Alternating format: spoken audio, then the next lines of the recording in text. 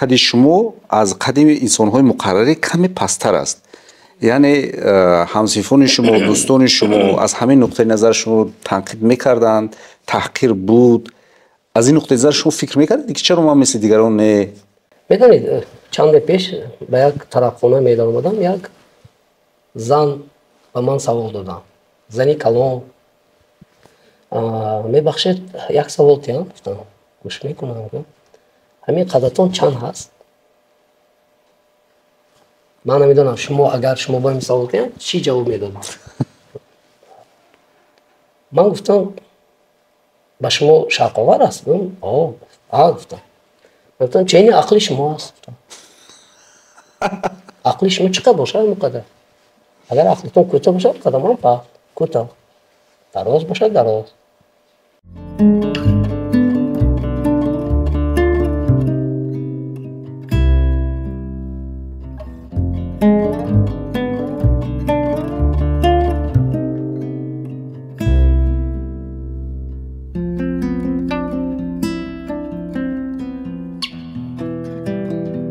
салом дӯстон, мо имрӯз як нафаре ро ба студия даъват кардем ки дар ҳар лаҳза бо мо ҳастанд, лекин имрӯз мо на ба сифати роҳбар, на ба сифати муассис ва директори телевизион ва радиошунавонии танин ишонро ба ин студия даъват кардем, балки ҳамчун эҷодкор, ҳамчун як шахси фаъоли ҷомеа бо ишон мехоҳем суҳбат кунем. Шермаҳмад Шерматов, алочи фарҳанги ҷумҳурии Тоҷикистон, хуш омадед. салому алайкум. салому алайкум тамошобинони азиз. ман имрӯз Осимҷон моро ба барнома даъват кардам. боварӣ дорам як суҳбати ғизогиранда, ғизои маънавӣ гиранда бояд бошад. ташаккур. аслан чаро мо шуморо ба студия даъват кардем? чаро хостем ки бо шумо як барномаи фурсати гап дошта бошем?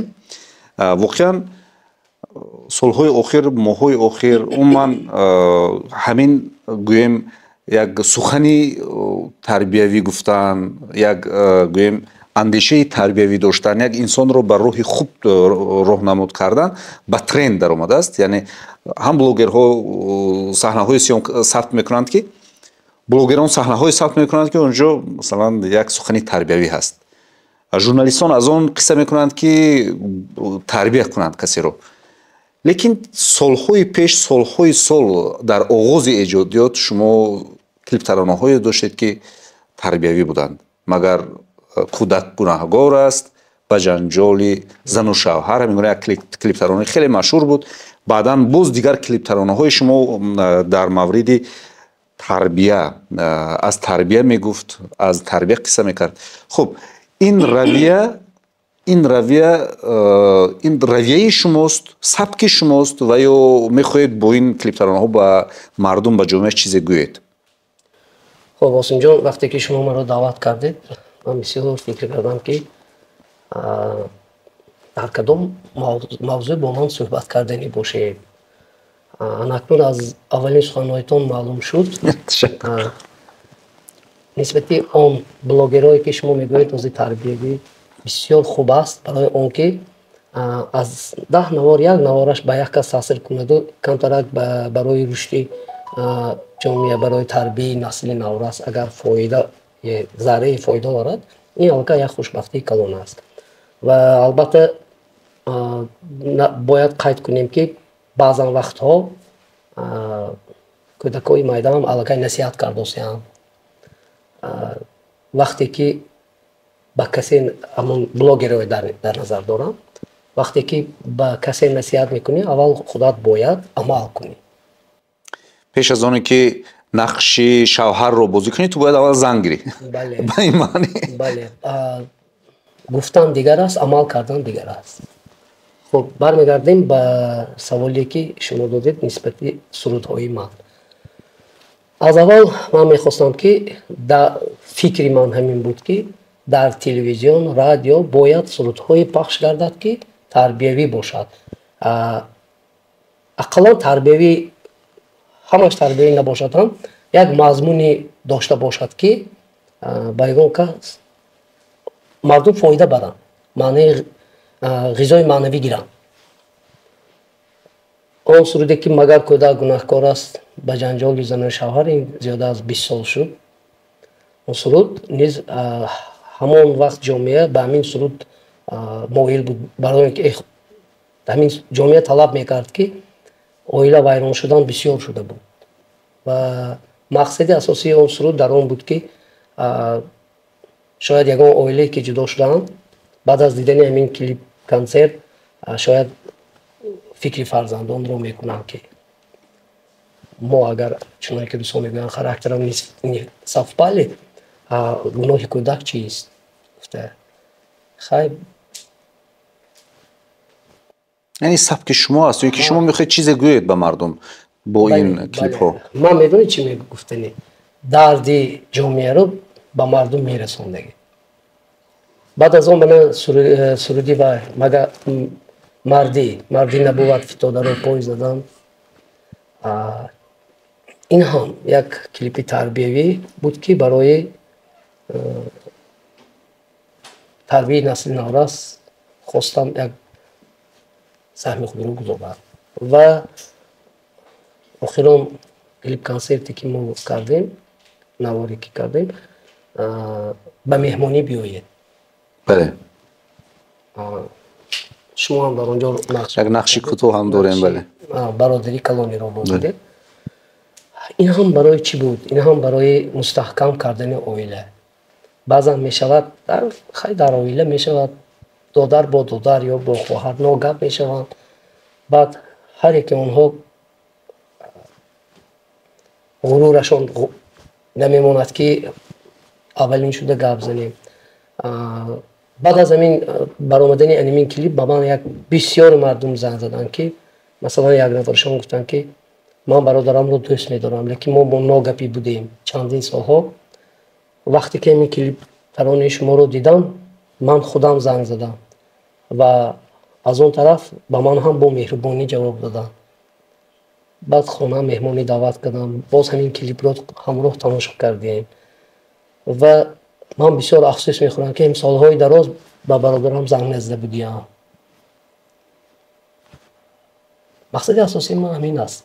хулоса аз шумо воқеан як донишманде дар интернет як навор тамошо кардам. як донишманде мегӯяд ки ман аз фазилати бародарӣ суҳбат кардам ва дидам ки як мӯйсафед дасти як ҷавонро бисёр сахт медорад.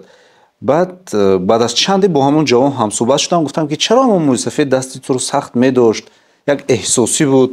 ва гуфт кош ту мебудию медиди он саҳнаро. он мӯйсафед баъд аз ҳамон маҷлис маҳфил гуфт ки ту мана назди бародарам гирифта мебарӣ. ва мо назди бародараш рафтем ва дара тақ кардам.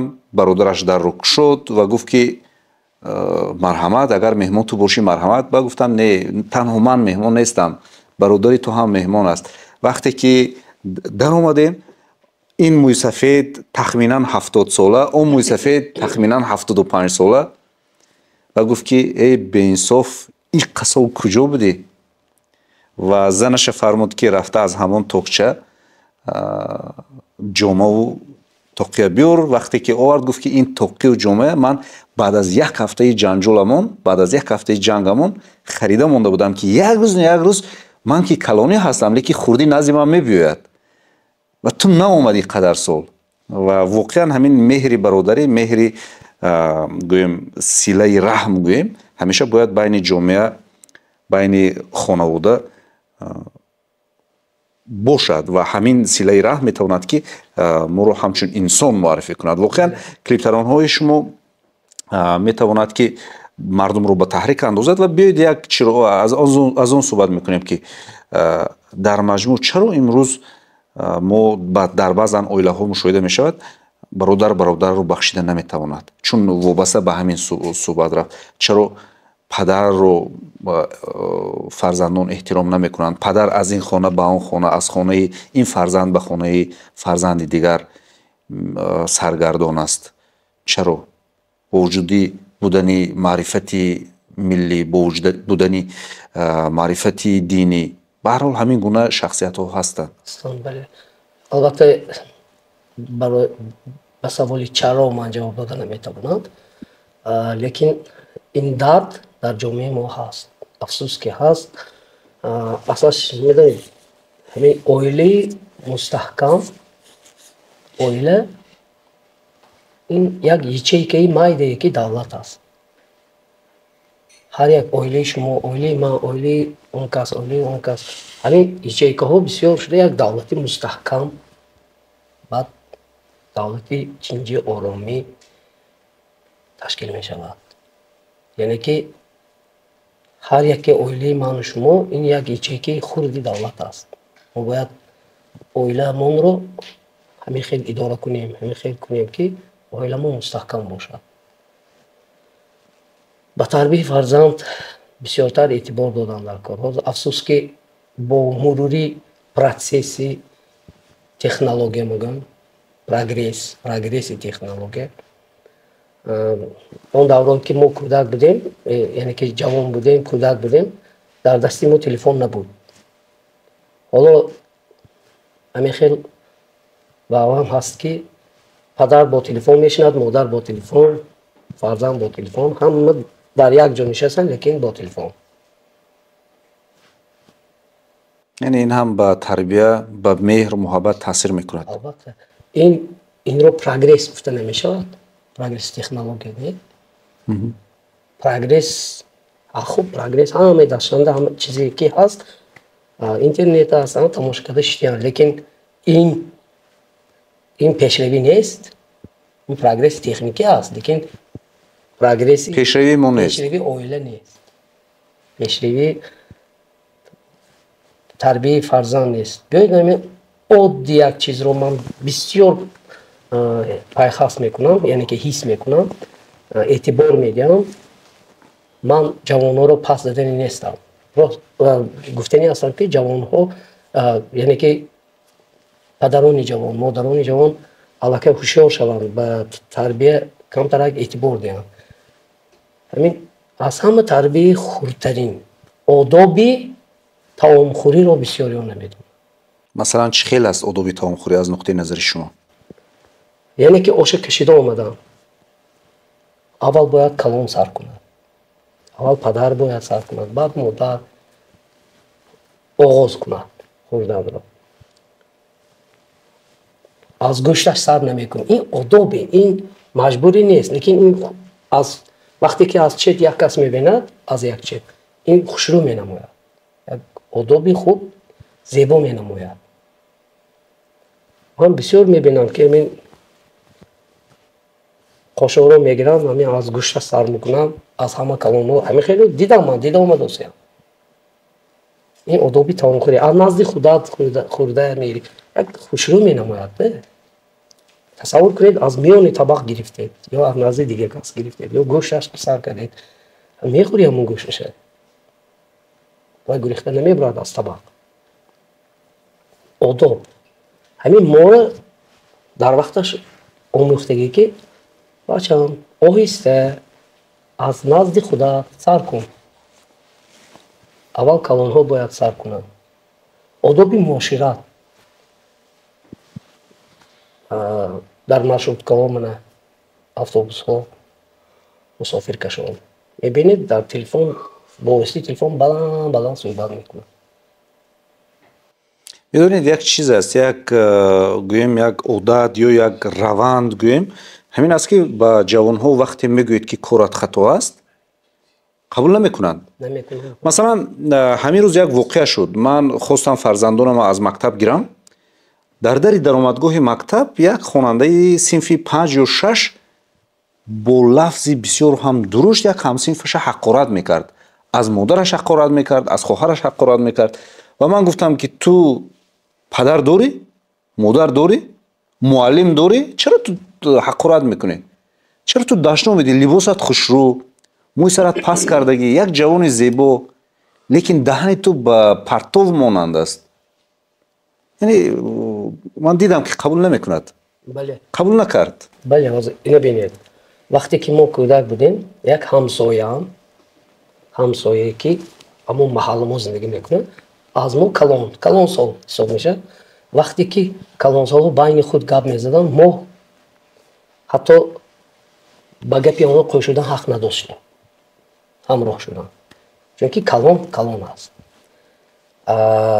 вақте ки ягон бо овози баланд ягон гап мезанед, ягон мӯйсафед дар муҳалла шида бошад: эй гӯш кун, ту фарзанди ки? Гӯд мо сурх мешудем, ки шарм медоштем ки падара пурсидам.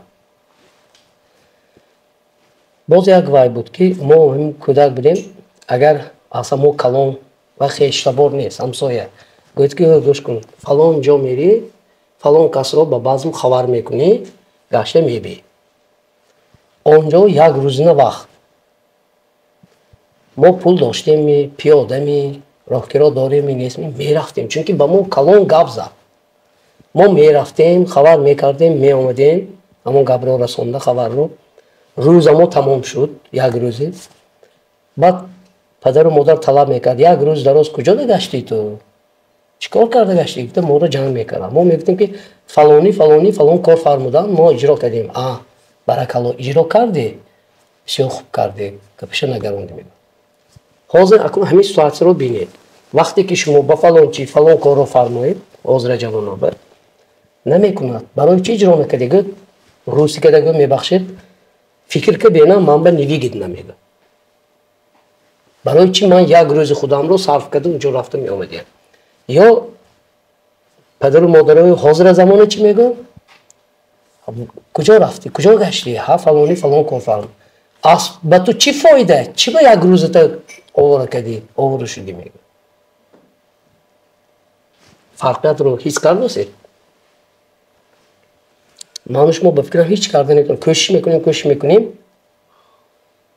агар ҳар як оила худаш аз хонаи худаш тарбияро сар кунад, баъд ба фикрам хуб мешавад. хуб устод, инҷо як дар ҳошияи ҳамин суҳбатҳо як саволи дигар ин аст ки чаро имрӯз мо воқеан дар ҷомеа ҳам оилаҳои ҷавон гӯем, ҳам ҷавонон имрӯз ҳама чиро бо пул бармекашем? чӣ сабаб шуд ки мо имрӯз ба ҳама масъала пулро ҳамроҳ мекунем? агар фоида биёрад кор мекунем, фоида набиёрад кор намекунем. барои рушди худамон меҳнат намекунем. мегӯем ки чанд пул метиҳед? мо намегӯем ки ман кай мутахассис мешавам, кай як инсони хуб мешавам, то ин ки мана баъд маблағама диҳанд. мо мегӯем ки чанд пул медиҳед? як соатам чанд пул? як рӯзам чанд пул? як моҳам чанд пул? чаро мо ҳама чиза бо пул бармекашидагӣ шудем? чӣ сабаб бошад? ба саволи чаро ман боз ҷавоб дода наметавонам, лекин фикрро мегӯям ки ин ҳам боз як дарди ҷомеаи мо аст. шумо дуруст қайд кардед, вақте ки мо ҷавон будем, вақте ки ягон касбро меовезем, гӯем масалан сурудхонии ман ё мана журналистӣ, давраи студентӣ, донишҷӯӣ, шуморо ман дар ёд дорам дар чӣ аҳвол мегаштетон. манам дар давраи донишҷӯӣ рӯзҳои гӯшна гашта, ташна гаштагиҳо мо ҳаст. мо чиро фикр мекардем? карьера, яъне ки аз болои худ кор кардан, кадр шудан, кадри даркорӣ. афсӯс ки ҳоло ҷавонҳо то фоида набиёд, шояд ба ин ҷавонҳо айбдор набошанд. шояд ҷомеа ҳамин хел шуда монд ки дар ҳақиқатан он вақтҳое ки мо пул намегуфтиму касбу моя барои сайқал додани касби худамон кӯшиш мекардем, баъзан чизҳо бепул буд. шояд ҳамин хел. ҳозир ҳама ҷо пулакӣ аст. бемор мешавед, бепул намешавад. ҳама кор пулакӣ аст ҳозир. яъне замона дигар шуд, вазъият дигар шуд. шояд ҳамин бошад. мисли он байте ки рӯдакӣ гуфта буд: кунун замона дигар гашту мо ҳам дигар гаштем, асо биёр ки вақти асову анбон буд.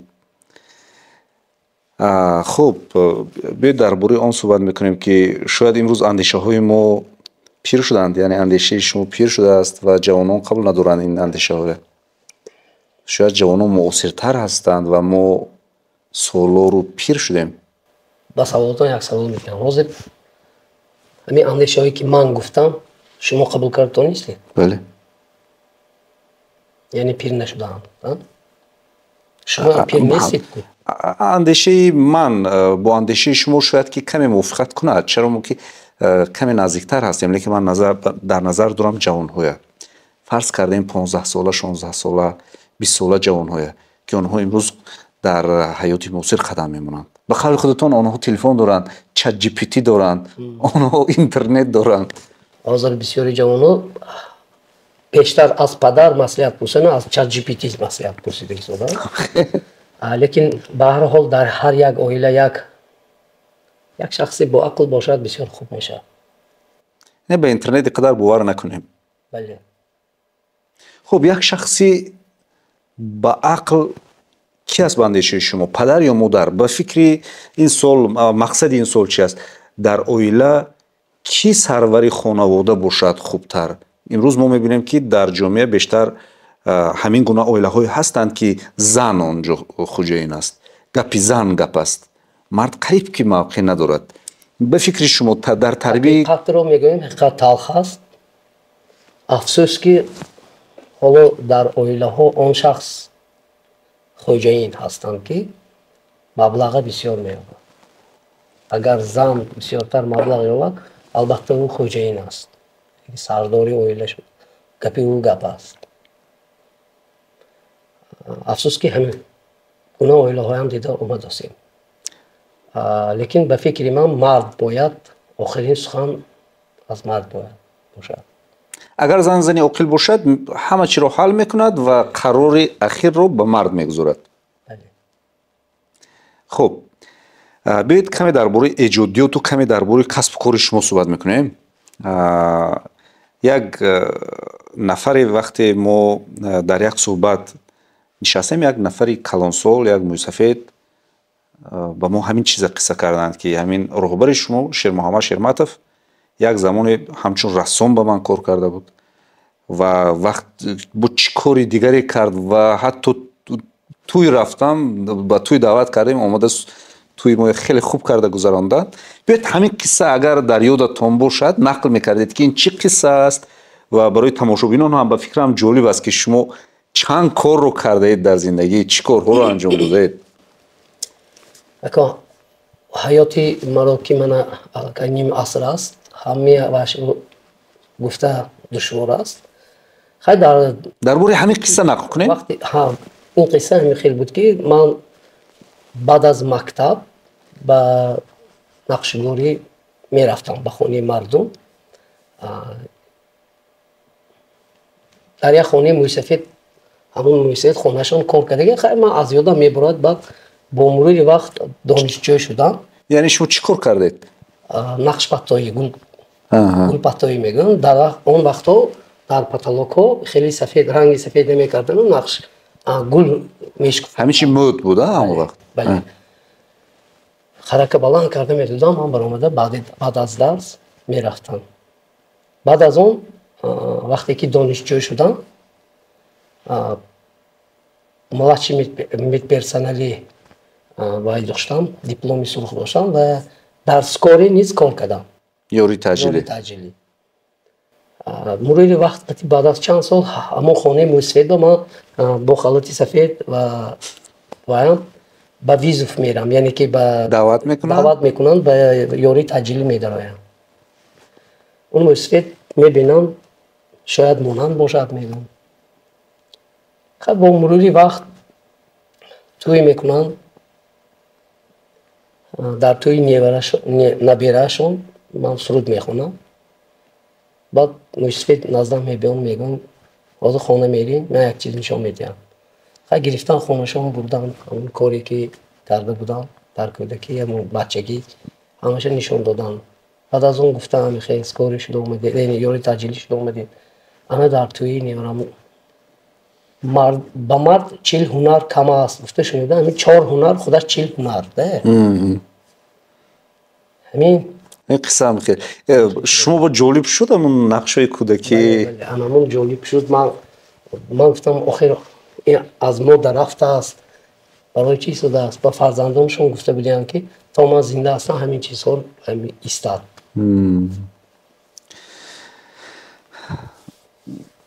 وقتی ما با همسیفانتان صحبت کردیم شما در زمان خردی خیلی بچه شوخ بودید. شاید یعنی هم گویم هزلی بسیار میکردید و هم بچه شوخ بودید. به درباره آن صحبت میکنیم که در زمان خردی اذیت میکشیدید، عذاب میکشیدید. پس هر یک شب تاریک روشنایی است و باید اگر من اذیت میکشیدم این خیر بود این خیر بود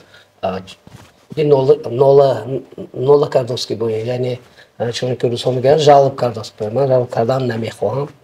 حیات بسیار خوب است. هر یکی ما حیات خودمون را از همین از عین جوانی هم در دوره پیری هم حیات خودمون رو خودمون میسازیم. اون محیطی که گرد اطراف ما است گفتن در کار که برای چی حیات من خیلی است، برای چی من خیلی عذاب میکشم. خیلی باید باشد همین چیز رو برای بهتر شدن خود انسان باید کوشش کنه. از خودش وابسته. خیلی خوب. من چرا این سوال رو دادم؟ شاید این سوال من سوال نوبتی من با سوال پیشینم کمی نزدیک باشد، چون قد شما از قد انسان‌های مقرری کمی پستر است. یعنی همسیفان شما، دوستان شما از همین نقطه نظر شما تنقید میکردند، تحقیر بود. از این نقطه نظر شما فکر میکردید که چرا ما مثل دیگران نه؟ بود این خیلی، لیکن تنقید نمیکردن همسیفانی من. از من یک چیز رو میگویم، همین بین همسیفا شاید بین خودشون بعضی هاشون شما گوین، لیکن تو اکثریت مناسبت میکنن، لیکن تمام همسیفان با من با کلمه یعنی که با شما رفتار میکنن.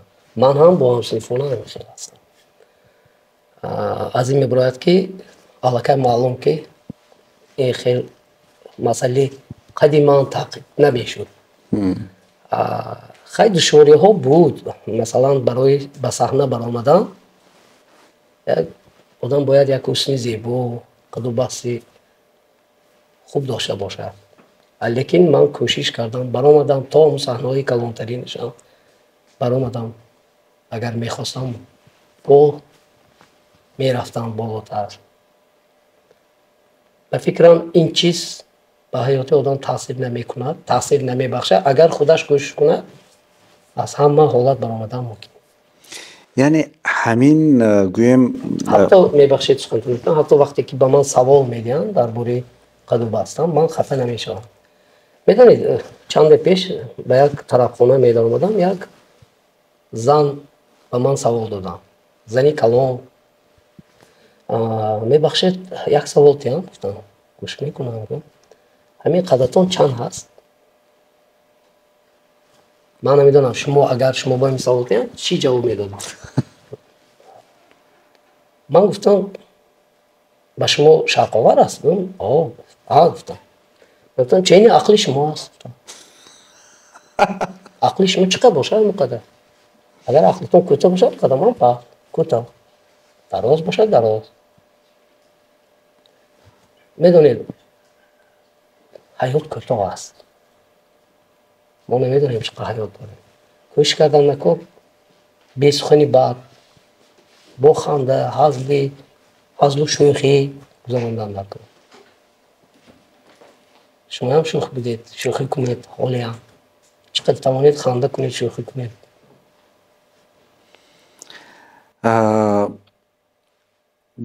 درباره کودکیتان گفتید، درباره مشکلی نگفتید، لیکن همین در سمت صنعت به پیروزی ها رسیدن، به صحنه های هم بزرگ برآمدن برای شما به فکرم آسان دست نداد، آسان نبود. اون زمان خیلی تحلیل میکردن سرود ها رو. پس از تحلیل و برای اکرام پخش شدن، اکرام تلویزیون چی زحمت هایی نمیکشیدیم، از کجاها نمیگذشت سرود. حالا تماما دیگر است. حالا میبیارن هم تو سروده در یک روز نوار میگیرن، یک روز مونتاژ میکنن، میبیارن در تلویزیون ها پخش میکنن. این خیلی چیز نبود. اون دعوا بسیار برای یک سرود فناگرام رو تیار کردن. چندین نوازنده ها چندین روز باید ثبت میکردیم، در لنته ها ثبت میکردیم. کامپیوتر خیلی چیزا نبود. زحمت های کلان بود. مسئله برای صحنه برآمدن حتی یک شخص هستن حالا هم در فرهنگ کار میکنن، به نزدیکی به نفقه میبراین یا شاید برآمده باشن. همون شخص یک واقعه شده بود که من همراهی شاگردم خدا رحمت کنه و از دنیا رفت، نادر عبدالرحمنی، فقط شنیده باشه، گروه مایل. وقتی که ما به همون گروه مایل همراه ما رو دعوت کرده بودن، اما آدم منو پیش کرده بودن، گفته بودن که این صحنه رو نمیشه از این میده این گفته. همیشه روزوی هم شد. بعد با مرور وقت همیشه شد که برای یگان کنسرت برآمد کردنم تولد میکردم. تولد میکردم که من رفته برآمد کنم. لیک من همه آدم هیچی نگفتم که در وقت شما رو پیش کرده بودید. عمر کوتاه خودشان میدونن خطاگی کرده شد. شاید همون پیش کردن و بعد من بسیارتر کوشش کردم سبب شد. شاید همون هم کمتر تاثیر بخشیده باشه. خب ما کمی سیر کردیم تماشاگران عزیز به تاریخ به سالهای جوانی شیر محمد شیرماتов و حالا درباره آن صحبت میکنیم که امروز در جامعه ما با وجود رشد کردن سرودهای گویم معاصر، سرودهای پاپ، رپ و دیگر، لیکن تا حال از سرودهای ریترو سرودها گوش میکنند، پیگیری میکنند و شما هم بیشتر در توی مرکه ها از آن دعوت میکنند که شما همین گونه سرودها رو خیلی با مهارت میخونید و گویا صاحب کسب هم هستید در همین سو. حتی شو کنسرت ها بخشیده به سال نو دایر میکنید. در همین مورد صحبت میکنیم که این گوی از کجا پیدا شد؟ این عشق شما است یا چرا؟ اون سرودهایی هستند که دوری کودکی من نمیرنده. بله، دوری کودکی من با همون سرودها چرا؟ با همون سرودها من کلان شدم و اون سرودها چنانکه که روسا میگن پیسنی всех времен. یعنی که سالها گذشته میگیرن، شلگرهای نو برآمده میگیرن، لیکن این سرودها از خاطر نمیرن. محض اون سرودهای 80 بود، بسیارتر 80 خیلی 90 هم هست سرودهایی که از بین نمیرود، بسیارتر 70 80. من اون سرودها برای چی؟ چون که گفتید با مهارت اجرا میکنید، برای اون که من دوست میدارم اون سرودها به قلب من جایگیر شده است و اگر سرود را دوست داشته خوانید البته بسیار زیبا میبره. هر سال در عرفه سال نو در یک سال یک بار من کنسرت میمونم، اما تنها سرودهای 80 بود.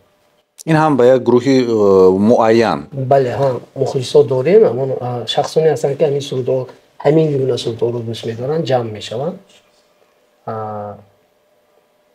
یک جایی وحش می هست که تنها زنها میدارن. با زنها سرودهای ریترو سرودها 80. اگر مرد و زنها اگر گوین با اون طرف نمی اونجان، یعنی که خیلی زیاد است.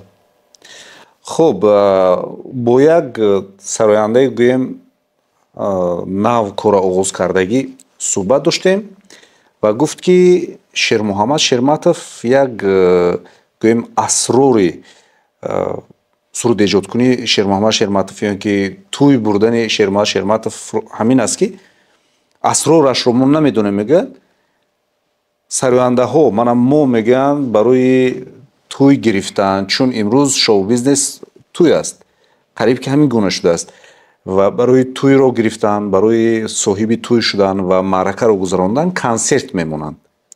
консертҳои калон мекунанд, хароҷот мекунанд, то ин ки мардум шиносад, мардум сурӯтҳои навро бинад ва ба тӯйҳояшон даъват кунад. шумо чанд сол шуд ки консерти калон намондед дар саҳнаи калон? мегӯянд ки консерт намемонанд, лекин ҳар рӯз тӯяшон аст.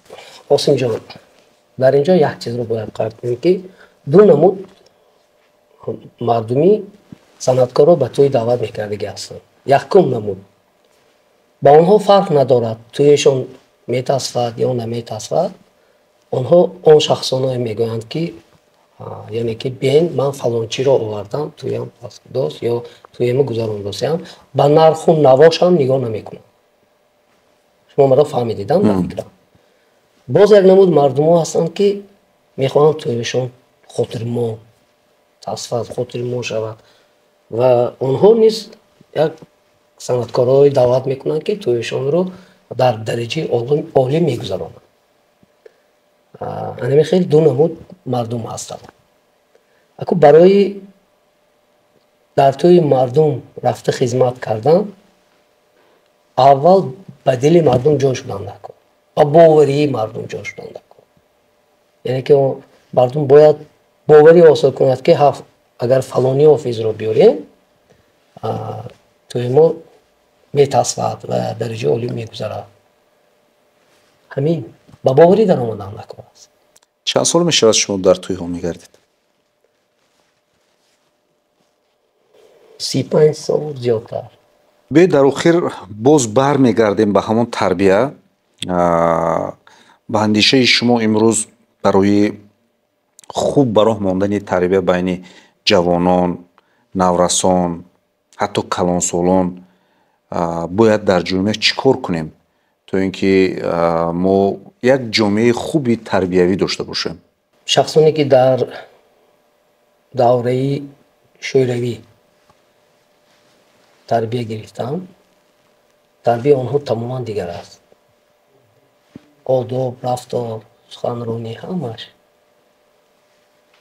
афсус ки бо мурури вақт шахсоне ки дар давраи шӯравӣ тарбия гирифтанд аз дунё рафтосеанд. ҳозир мо бояд зудтар ба барномаи шумо низ ё калонсоз рӯйсафедое ки ё шахсони номдоре ки тарбияи давраи шӯравиро гирифтаанд, бисёртар даъват кунем. аз дастамо меомади ки шаман гуфтосеям даъват кунем дар архив монад ки ҳамон аз ҳамон тарбияҳои пештара гирифта. ман ҳам тарбияи давраи шӯравиро гирифтаам. баъд барнома масалан дар барномаи чойхона бисёртар ташкил кардан кор барномаи чойхона, то ки мӯйсафедҳоям ғанимат ҳастанд, аз онҳо суханҳои тарбияи хуб мемонад. ҳоло баъд аз ба фикрам 50 сол он суханҳое ки ҳамонҳо гуфтанд, ҳамон мӯйсафедҳо бо қалами заррин нависта мешавад. бале. агар замона ҳамин хел рафтан гирад, чӣ будани тарбия тамоман намемонад. аммо бо чуно ки гуфтед ChatGPT маслиҳат пурсида корша кардан мегирад. миллати тоҷик асаш тинҷии ватанамонро, шукри тинҷии ватанамонро ва чуно ки гуфтам ватан, давлат, оилаи мо ячейки майди давлат аст ва оила, ҳар як оила солим бошад бисёр хуб аст, давлати солим мешавад. барои ҳамин асаре ки худамо вобаста аст. 90% ҷавоно, 95% ҷавоно китоб намехонанд. бале, ин бадбахти мост ки китоб намехонем. Махатма Ганди гуфтааст ки ман ҳаракат кардам, 5 сол ҳаракат кардам ки дунёро тағйир диҳам, нашуд. боз 5 соли дигар ҳаракат кардам ки Ҳиндустонро тағйир диҳам. фикрҳои ман дар ҳамин давлат тағйир ёбад, лекин нашуд. 5 соли дигар ҳаракат кардам ки ҳамон маҳаллаи худро иваз кунам, тағйир диҳам, нашуд. 5 соли дигар ҳаракат кардам ки оилаи хешро тағйир диҳам, нашуд. ҳамон вақте ки ман худам тағйир ёфтам, дунё тағйир ёфт. ва Махатма Ганди мо медонем ки яке аз шахсиятҳое ба ҳисоб меравад ки Ҳиндустонро аз мустамликаи Англия озод кардааст. ва воқеан шумо бисёр дуруст қайд кардед ки бояд мо худамон иваз шавем. имрӯз бояд мо худамон иваз шавем то ин ки дунё иваз шавад. бояд худамон иваз шавем то ин ки вазъият дигар шавад, ҷомеа дигар шавад. ақаллан ҳамин ҷавоно дар вақте ки ҳамроҳи падар суҳбат ё мешинанд ё модар ё бибияшон модар калон телефонашон як чет монад камтарак аммо суханашонро гӯш кунанд. дирӯз мо бо падару модар суҳбат мекардем ва гуфтанд ки модаркалонамон вақте ки аввалин маротиба солҳои 60 телевизор ба деҳа омад, гуфтанд модаркалонамон ки асри 19 таваллуд шуданд, он кас гуфтанд ки сабил монад ҳамин экрани телевизора. аз ҳамон замоне ки ҳамин телевизор пайдо шуд, ҳама ҳушаш ҳамин телевизор ба ва касе бо ҳамдигар чашми якдигар нигоҳ карда гап намезанад. ва имрӯз модари ман, падари ман мегӯянд ки сабил монад ҳамин телефона. аз замоне ки ҳамин телефон пайдо шуд, чашми ҳамдигар нигоҳ карда гап зада наметавонем. акун ман фикр мекунам ки мо чӣ мегуфта бошем баъд аз гузашти 10 сол, 15 сол. ту чаро ҳамин кора кардӣ? гӯй медонӣ чӣ ҷавоб медиҳад? ChatGPT гуфт. интернет ҳам хе гуфт. ChatGPT ки ба ту маслиҳат дод? мегӯяд ChatGPT гуфт. ва хато намегӯфт ку. як равоншинос ҳам мегӯяд ки телефонро як су гузоред, ба чашми ҳамдигар зинда суҳбат кунед. ва ин хеле муҳим аст. бо ҳамин умед ки мо дар хонавода як муҳити хуби тарбиявӣ дошта бошем, дӯстони азиз, ва дасти ҳамдигар гирем, ҳамдигарро дӯст дорем, ба чашми ҳамдигар нигоҳ кунем ва ба ҳамдигар бо муҳаббат суҳбат кунем. дасти бародарро гирем ва ба муаммову мушкилиаш ҳамроҳ бошем. сари хоҳарро сила кунем ва зиндагиашро тағйир диҳем. бо ҳамин умеду бо ҳамин орзуҳо барномаро ба анҷом мерасонем ва тӯли чанд дақиқа бо устод муассис ва директори кулли телевизион ва радиошунавонӣ танин алочи фарҳанги ҷумҳурии Тоҷикистон Шермуҳаммад Шерматов дар доираи оила, тарбия, зиндагӣ, муҳит, ҳаёт ва дигар мавзӯъҳо суҳбат кардем. ба шумо сипос мегӯем ки даъвати моро рад накардед, омадед ва бо вуҷуди ин қадар серкорӣ бо мо будед чанде. ва албатта умед мекунем ки дар оянда боз бо пайдо шудани имконият бо мавзӯъҳои дигар ҳатман барои тамошобинон барнома таҳия мекунем. ташаккур. саломат бошед. дӯстони азиз, барномаҳои моро пайгирӣ кунед. ҳатман бо шахсиятҳо, бо инсонҳои наҷибу шариф мавзӯъҳои муҳимро ҳамҷоя баррасӣ мекунем. خیر.